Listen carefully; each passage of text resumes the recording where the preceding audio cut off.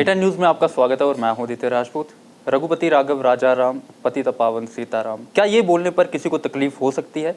लेकिन आपको हम बता दें कि तकलीफ जो है वो हुई है और कश्मीर में पीडीपी के अध्यक्ष जो कि महबूबा मुफ्ती जी हैं उनको तकलीफ हुई है। आपको हम बता दें कि कश्मीर के एक स्कूल के अंदर जो है ये भजन जो है वो गाया जा रहा था और इस पर महबूबा मुफ्ती जी की तरफ से एक ट्वीट किया गया कि अब मुस्लिम बच्चों को जो है बीजेपी की तरफ से जो है ये सब कुछ सिखाया जा रहा है। ज़्यादा बातचीत करने के लिए हमारे साथ जुड़ चुके हैं रविंदर रैना जी, इनसे हम बात करते हैं, जानते हैं इनका क्या कहना है।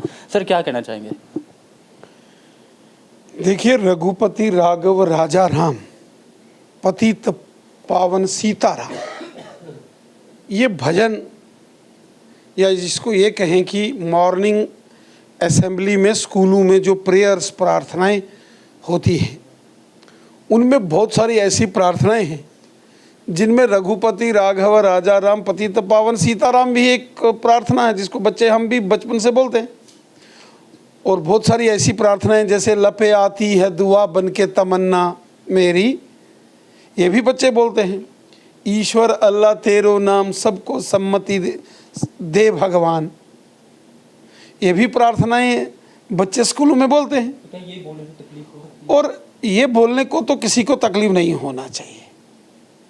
अब जो महबूबा मुफ्ती जी जो वीडियो वो ट्वीट कर रही है वो एक स्कूल का है और वहाँ कोई बीजेपी ने जाके किसी को थोड़ी कहा कि आप ये प्रार्थना बोलो या दूसरी प्रार्थना बोलो।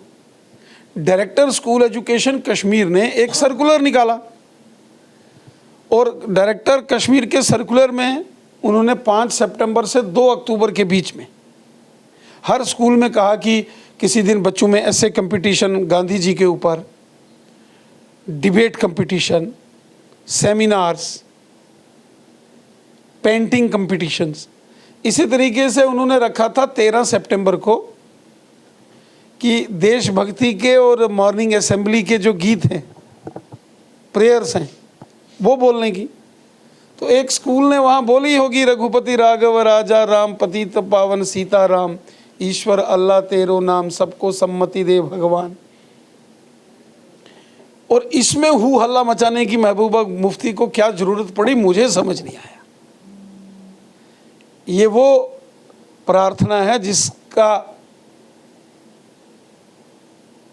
प्रयोग करके महात्मा गांधी जी ने जंग आज़ादी में, स्वतंत्रता संग्राम में लोगों को जोड़ने का काम किया और महबूबा मुफ्ती जी को इसकी समझ नहीं है, इसलिए इस प्रकार का विवाद खड़ा करती है।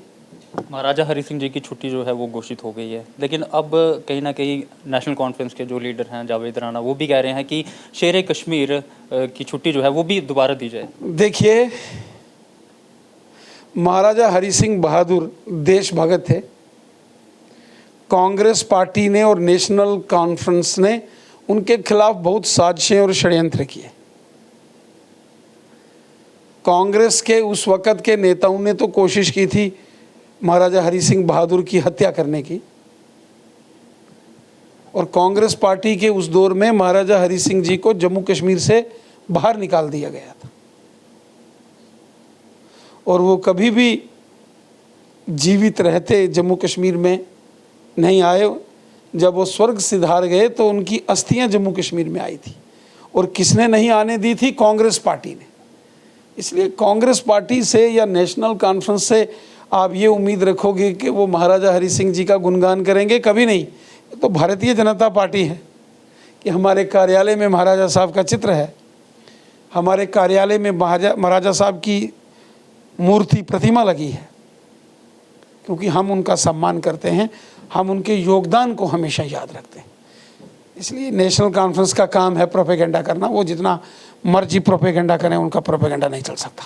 बीजेपी ने छुट्टी जो है वो दिलवा दी, लेकिन अब जो डेली वेजर्स हैं, पीएचई के डेली वेजर्स हैं, तमाम डेली वेजर्स हैं, उनको कब पक्का करेगी बीजेपी? जल्दी करिए उड़गे, काफ़ी साल हो गए।